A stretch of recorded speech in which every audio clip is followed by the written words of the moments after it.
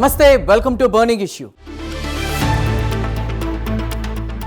రాజకీయాల్లో ఎప్పుడు ఏ ఇష్యూని ఎలా వాడుకోవాలో తెలిసిన వాళ్లే సక్సెస్ అవుతారంటారు. కానీ ఏపీలో ప్రతిపక్ష వైసీపీ చేస్తున్న రాజకీయం చూస్తుంటే మాత్రం అందరికీ ఆశ్చర్యం కలుగుతోంది. 8 నెలల క్రితం అత్యంత పారదర్శకంగా పూర్తయిన మెగా డిఎస్సి ప్రక్రియపై ఇప్పుడు సడన్గా వైసీపీ నేతలు రోడ్డెక్కుతున్నారు. మొన్నటిదాకా ధర్నాలు, ర్యాలీలు అంటూ హడావిడి చేసిన నాయకులు ఏకంగా నిరాహార దీక్షలకు సిద్ధం అవుతున్నారు. అసలు ఎప్పుడో ముగిసిపోయిన అధ్యాయాన్ని ఇప్పుడు ఎందుకు తెరపైకి తెస్తున్నారు?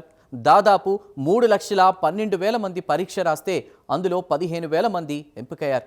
మిగిలిన 3 లక్షల మందికి కూడా ఉద్యోగాలు ఇచ్చేయాలని వైసీపీ డిమాండ్ చేస్తోందా? లేక ఎంపిక కాని అభ్యర్థుల్లో అసంతృప్తి రగిల్చి కూటమి ప్రభుత్వంపైకి ఉసిగొల్పే ప్రయత్నం చేస్తోందా? జెన్జీ ఓటర్లు అంటూ పదే చెబుతున్న వైసీపీ నేతలు స్థానిక సంస్థల ఎన్నికల కోసమే ఈ డిఎస్సి డ్రామా ఆడుతున్నారా? అసలు ఈ మెగా డిఎస్సి వివాదం వెనుకున్నటువంటి వైసీపీ అసలు ఆంతర్యం ఏంటో ఈ బర్నింగ్ ఇష్యూలో డెప్త్గా విశ్లేషిద్దాం.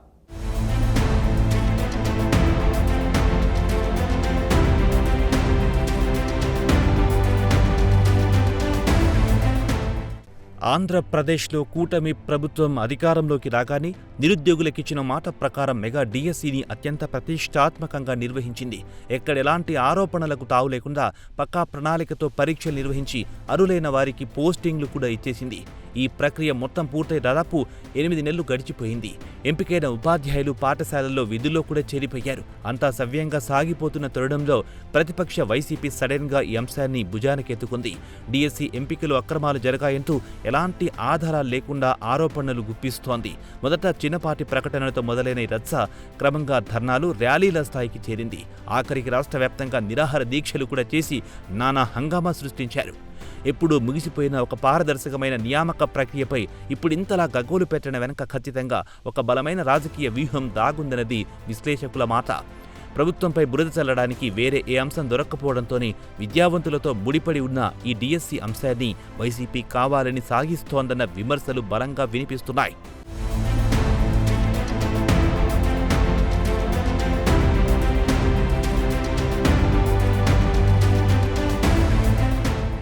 మెగా డిఎస్సికి సంబంధించిన గణాంకాలను ఓసారి పరిశీలిస్తే వైసీపీ చేస్తున్న ఆరోపణలు డొల్లగా కొట్టిపారేస్తున్నారు. రాష్ట్ర వ్యాప్తంగా ఈ మెగా డిఎస్సి కోసం 3,36,307 మంది అభ్యర్థులు దరఖాస్తు చేసుకున్నారు. వీరిలో 3,12,450 మంది, అంటే దాదాపు 92.90% మంది అభ్యర్థులు పరీక్షకు హాజరయ్యారు. ప్రభుత్వం భర్తీ చేయాలని నోటిఫికేషన్ ఇచ్చిన పోస్టుల సంఖ్య 16,347 కాగా తుది ఎంపికలో మెరిట్ ఆధారంగా 15,941 మంది అభ్యర్థులు ఖరారయ్యారు.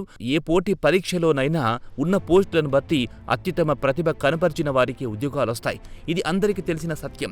పరీక్ష రాసిన 3,12,000 మందికి ఉద్యోగాలు ఇవ్వడం ప్రపంచంలో ఏ ప్రభుత్వానికైనా అసాధ్యమైన పని. కానీ ఈ కనీస లాజిక్ను పక్కన పెట్టి వైసీపీ నేతలు కేవలం రాజకీయ లబ్ధి కోసం వితండవాదం చేస్తున్నారు. ఎంపికైన 15,000 మంది ప్రతిభను అవమానించేలా వైసీపీ నేతలు మాట్లాడుతున్న తీరుపై విద్యావేత్తలు సైతం తీవ్ర అభ్యంతరం వ్యక్తం చేస్తున్నారు. పక్కా లెక్కలతో పారదర్శకంగా జరిగిన ఈ నియామకాలను వివాదం చేయడం ద్వారా వైసీపీ తన రాజకీయ దిగజారుడుతనాన్ని ప్రదర్శించుకుంటోందన్న అభిప్రాయాలు వ్యక్తమవుతున్నాయి.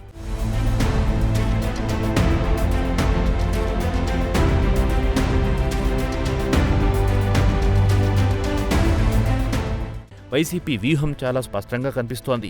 పరీక్ష రాసి ఎంపిక కాని దాదాపు 3 లక్షల మంది అభ్యర్థులను టార్గెట్ చేసుకుని ఈ రాజకీయం నడుపుతోందని అనుమానిస్తున్నారు. ఉద్యోగం రాలేదన్న బాధలో ఉన్న నిరుద్యోగుల మనోభావాలతో ఆడుకుంటూ వారిని రెచ్చగొట్టే ప్రయత్నం చేస్తోందని సందేహిస్తున్నారు.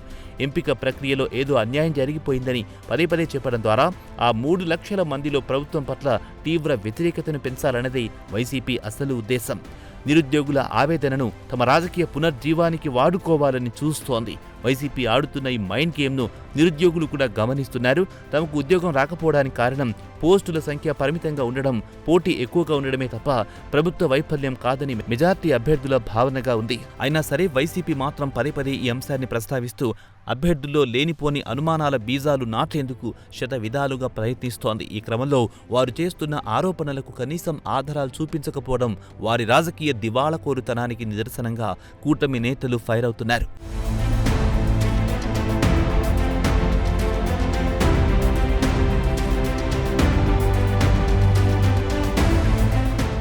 నిరుద్యోగుల ఆశలతో ఆడుకోవడం రాజకీయ పార్టీలకు కొత్తేం కాదు. కానీ ఇక్కడ వైసీపీ ఆడుతున్న గేమ్ ఇంకో లెవెల్లో ఉంది. జెన్జీ ఓటర్లు అంటూ కొత్త పల్లవి అందుకున్న నేతలు ఆ యువతను తమ రాజకీయ చదరంగానికి పావులుగా వాడుకోవాలని చూస్తున్నారా? కేవలం అభ్యర్థులే కాదు, వాళ్ల వెనుకున్నటువంటి కుటుంబాలను కూడా కూటమి సర్కారుకు వ్యతిరేకంగా మార్చేందుకు ఒక పెద్ద స్కెచ్ వేశారా? అసలు ఈ జెన్జీ జపం వెనుకున్నటువంటి వైసీపీ అసలు టార్గెట్ ఏంటో ఇప్పుడు చూద్దాం.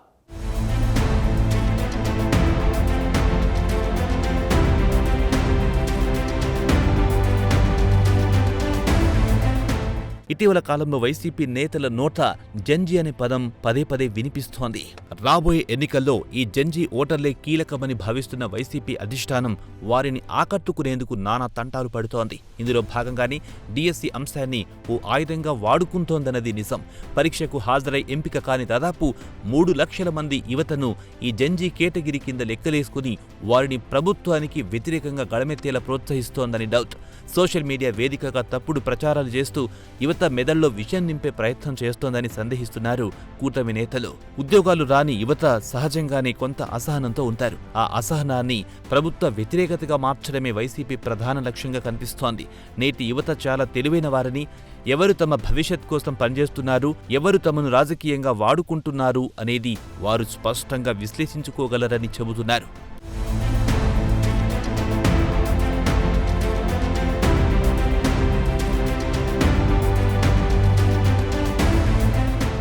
వైసీపీ టార్గెట్ కేవలం ఆ 3 లక్షల మంది అభ్యర్థులు మాత్రమే కాదు, వారి వెనుకున్న కుటుంబాలు కూడా. ఒక్కో అభ్యర్థి వెనుక కనీసం 3-4 ఓటర్లు ఉంటారు. అంటే దాదాపు 10 నుంచి 12 లక్షల ఓటర్లను ప్రభావితం చేయాలన్నది వైసీపీ మాస్టర్ ప్లాన్. తమ పిల్లలకు ఉద్యోగం రాలేదన్న బాధలో ఉన్న తల్లిదండ్రులను రెచ్చగొట్టి కూటమి ప్రభుత్వం పట్ల వారిలో ద్వేషం పెంచేలా వ్యూహాత్మకంగా అడుగులు వేస్తున్నారని అనుకుంటున్నారు.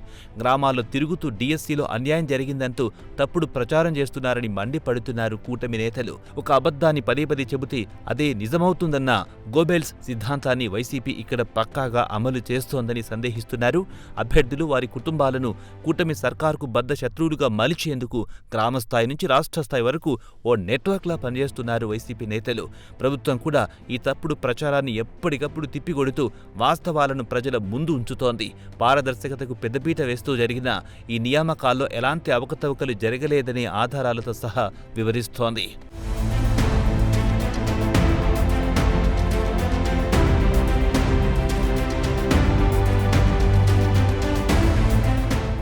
ఈ డిఎస్సి వివాదాన్ని వైసీపీ ఇంతలా సాగదీయన వెనుకున్న అసలు కారణం రాబోయే స్థానిక సంస్థల ఎన్నికలే అన్నది బహిరంగ రహస్యం.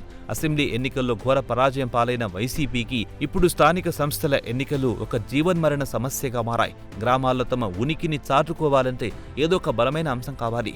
ప్రభుత్వం అమలు చేస్తున్న సంక్షేమ పథకాలపై విమర్శలు చేస్తే ప్రజల నుంచి వ్యతిరేకత వస్తుందన్న భయంతో విద్యార్థులతో ముడిపడి ఉన్న డిఎస్సి అంశాన్ని ఎంచుకున్నారు. స్థానిక ఎన్నికలలో పాగా వేయాలంటే యువత మద్దతు అత్యంత కీలకం.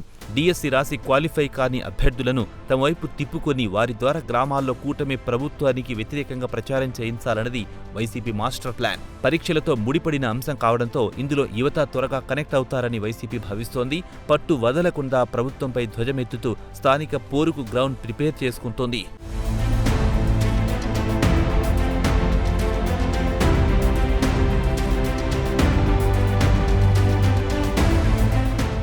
వైసీపీ చేస్తున్న ఈ ఆందోళన పరంపర చూస్తుంటే వారికి ప్రజా సమస్యల కంటే రాజకీయ ఉనికే ముఖ్యమని స్పష్టమవుతోంది.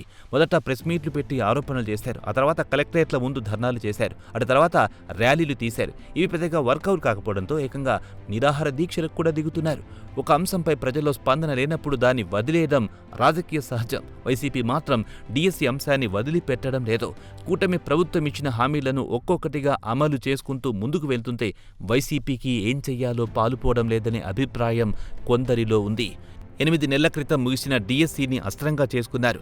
ఈ నిరాహార దీక్షల ద్వారైనా ప్రజల్లో సానుభూతి వస్తుందేమో అని ఆశపడుతున్నారు.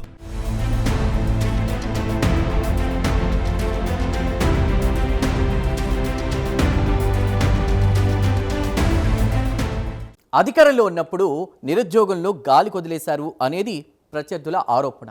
కూటమి ప్రభుత్వం పారదర్శకంగా ఉద్యోగాలు ఇస్తే మాత్రం అందులో తప్పులు వెతుకుతున్నారని పేర్కొంటున్నారు. అసలు ఈ డబుల్ స్టాండర్డ్స్ వెనుకున్నటువంటి వైసీపీ భయం ఏంటి?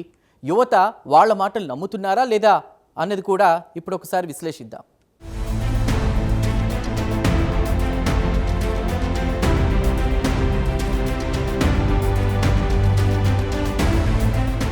అధికారంలోకి రాగానే ప్రతి ఏటా జాబ్ క్యాలెండర్ ఇస్తామని, మెగా డిఎస్సి వేస్తామని హామీ ఇచ్చిన జగన్మోహన్ రెడ్డి 5 ఏళ్ల పాటు నిరుద్యోగులను దారుణంగా మోసం చేశారన్నది కూటమి ఆరోపణ. ఎన్నికలకు ముందు హడావిడిగా ఒక నామమాత్రపు డిఎస్సి నోటిఫికేషన్ ఇచ్చి చేతులు దులుపుకున్నారని అంటారు. ఆనాడు నిరుద్యోగులు రోడ్లెక్కి ఆందోళన చేసినా లాఠీతో కొట్టించారే తప్ప వారి సమస్యలను వినలేదని, అలాంటి వైసీపీ నేతలు ఇప్పుడు కూటమి ప్రభుత్వం 15,000 మందికి పైగా ఉద్యోగాలిస్తే అందులో అవకతవకలు జరిగాయని మాట్లాడడం హాస్యాస్పదంగా ఉందని విద్యావేత్తలు మండిపడుతున్నారు. తమ పాలనలో నిరుద్యోగులకు చేసిన ద్రోహాన్ని కప్పిపుచ్చుకునేందుకే ఇప్పుడు ఎదురు దాడికి దిగుతున్నారని ఆగ్రహం వ్యక్తం చేస్తున్నారు. యువత కూడా వైసీపీ నేతల ద్వంద్వ వైఖరిని గమనిస్తూ సోషల్ మీడియా వేదికగా వారిని నిలదీస్తున్నారు. అధికారంలో ఉన్నప్పుడు ఒక మాట, ప్రతిపక్షంలో ఉన్నప్పుడు మరో మాట మాట్లాడే నాయకులను నమ్మే పరిస్థితుల్లో నేటి యువత లేరు.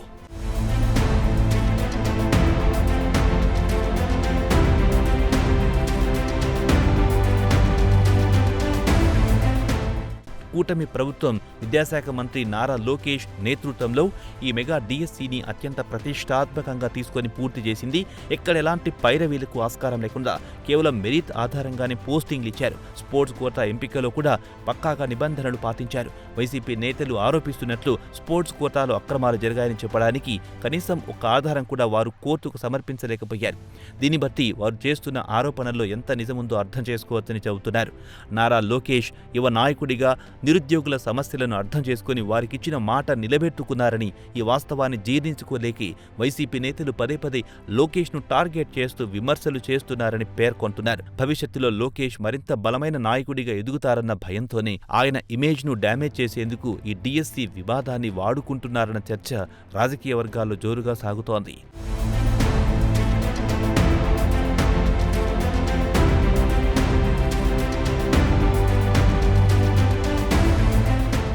స్థానిక సంస్థల ఎన్నికల నాటికి గ్రామాల్లో వైసీపీ క్యాడర్ పూర్తిగా డీలా పడిపోయింది. నాయకులపై ఉన్న కేసుల భయంతో కార్యకర్తలు బయటకు రాని పరిస్థితి నెలకొంది. ఇలాంటి సమయంలో క్యాడర్ను యాక్టివేట్ చేయడానికి వైసీపీ అధిష్టానానికి ఓ బలమైన ఇష్యూ అవసరమైంది. ఆ ఇష్యూనే ఈ మెగా డిఎస్సి వివాదం. నిరాహార దీక్ష పేరుతో నాయకులను, కార్యకర్తలను రోడ్ల మీదకు తెచ్చి పార్టీలో ఒక ఊపు తీసుకురావాలని జగన్ ప్లాన్ చేశారు. ఈ ప్లాన్ ఎంతవరకు వర్కౌట్ అవుతుందన్నది కాలమే చెప్పాలి. డిఎస్సి రాసిన అభ్యర్థులెవరూ వైసీపీ చేసిన ఈ ఆందోళనలో పాల్గొనలేదని టీడీపీ విమర్శిస్తోంది. కేవలం వైసీపీ నాయకులు, కార్యకర్తలు మాత్రమే టెంట్లు వేసుకుని కూర్చున్నారని, బాధితులు లేకుండా చేసే ఆందోళనలకు ప్రజల్లో ఎలాంటి మద్దతు లభించదని ఎద్దేవా చేస్తున్నారు ప్రత్యర్థులు. కనీసం ఈ లాజిక్ను మిస్ అయిన వైసీపీ నేతలు గుడ్డిగా అధిష్టానం చెప్పినట్లు చేసుకుంటూ పోతున్నారని, ఇది అంతిమంగా పార్టీకే నష్టం చేకూరుస్తుందని రాజకీయ విశ్లేషకులు హెచ్చరిస్తున్నారు.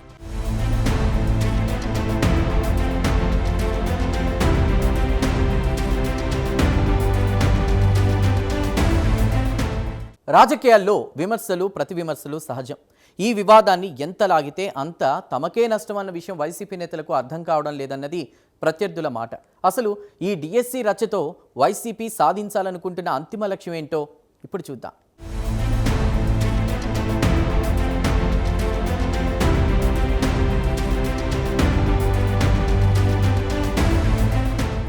వైసీపీ చేస్తున్న ఈ డిఎస్సి రచ్చ వెనుక ఇంకో కోణం కూడా దాగి ఉంది. రేపు స్థానిక సంస్థల ఎన్నికల్లో ఆశించిన ఫలితాలు రాకపోతే దానికి ముందే ఒక సాకు వెతుక్కునే పనిలో వైసీపీ ఉందని ప్రత్యర్థుల విమర్శ. డిఎస్సి అభ్యర్థులకు అన్యాయం జరిగిందని, అందుకే యువత తమకు ఓటు వేయలేదని చెప్పుకోవడానికి ఈ వివాదాన్ని ఒక కవచంలా వాడుకోవాలని చూస్తోందని అనుకుంటున్నారు.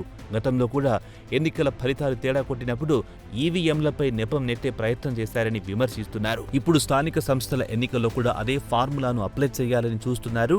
ప్రజలు ప్రతి విషయాన్ని చాలా నిశితంగా గమనిస్తున్నారని పేర్కొంటున్నారు.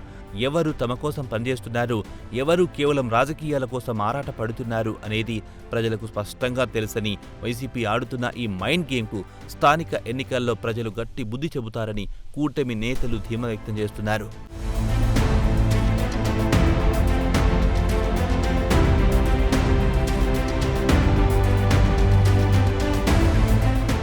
ఒక నిరుద్యోగికి ఉద్యోగం రావడం అంటే ఆ కుటుంబం మొత్తం ఆర్థికంగా స్థిరపడ్డమే. కూటమి ప్రభుత్వం 15,000 కుటుంబాల్లో ఈ ఆనందాన్ని నింపిందని టీడీపీ నేతలు చెబుతున్నారు. వైసీపీ మాత్రం ఆ ఆనందాన్ని చూడలేకపోతోందని, ఎంపికైన అభ్యర్థుల్లో కూడా ఒక రకమైన అభద్రతా భావాన్ని సృష్టించేందుకు వైసీపీ ప్రయత్నిస్తోందని, కోర్టు కేసుల పేరుతో వారిని భయపెట్టాలని చూస్తోందని ఆగ్రహం వ్యక్తం చేస్తున్నారు. రాజకీయ పగలు, ప్రతీకారాలు నాయకుల మధ్య ఉండాలి, కానీ ఇలా నిరుద్యోగుల జీవితాలతో ఆడుకోవడం ఏమాత్రం సమంజసం కాదంటున్నారు నాయకులు. వైసీపీ నేతలు ఇప్పటికైనా ఈ డిఎస్సి వివాదాన్ని పక్కన పెట్టి నిజమైన ప్రజా సమస్యలపై పోరాడితేనే వారికి కొంతైనా గౌరవం దక్కుతుందని సూచిస్తున్నారు. అలా కాకుండా పదే పదే ఇదే అంశాన్ని పట్టుకొని వేలాడితే మాత్రం ప్రజల్లో మరింత చులకన కావడం ఖాయమని జోస్యం చెబుతున్నారు.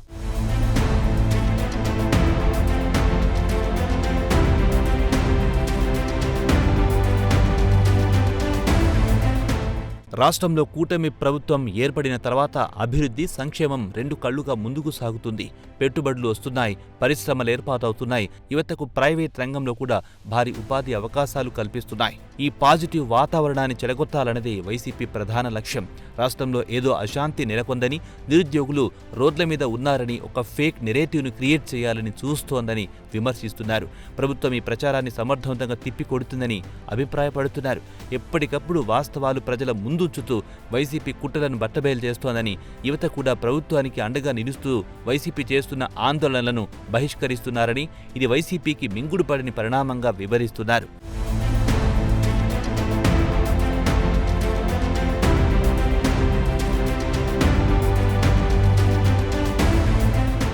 మొత్తం మీద చూసుకుంటే ఏపీలో మెగా డిఎస్సిపై వైసీపీ చేస్తున్న రచ్చ కేవలం ఒక పొలిటికల్ స్టంట్గా కొట్టిపారేస్తున్నారు.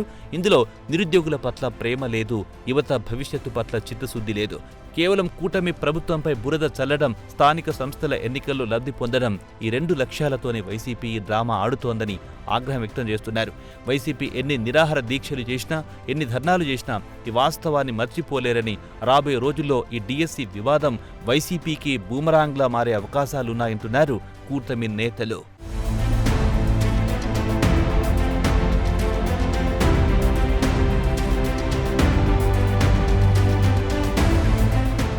రాజకీయాలెప్పుడు ఓ అడుగు ముందుకేసి ఆలోచించాలి. వైసీపీ మాత్రం 8 నెలల క్రితం జరిగిన విషయాన్ని పట్టుకొని వెనక్కి నడుస్తోందని ఎద్దేవా చేస్తున్నారు టీడీపీ లీడర్స్. జంజీ ఓటర్లను ఆకట్టుకోవాలంటే వారి భవిష్యత్తుకు భరోసా ఇచ్చే ప్రణాళికలు చెప్పాలి, కానీ ఇలా లేనిపోని వివాదాలు సృష్టిస్తే వారు మరింత దూరం అయ్యే ప్రమాదం లేకపోలేదని విశ్లేషిస్తున్నారు మరికొందరు. స్థానిక సంస్థల ఎన్నికల్లో గెలవాలంటే గ్రామాల్లో ప్రజల మద్దతు కూడగట్టాలి, కానీ ఇలా నిరుద్యోగుల పేరుతో రాజకీయం చేస్తే ఫలితం శూన్యమని పేర్కొంటున్నారు.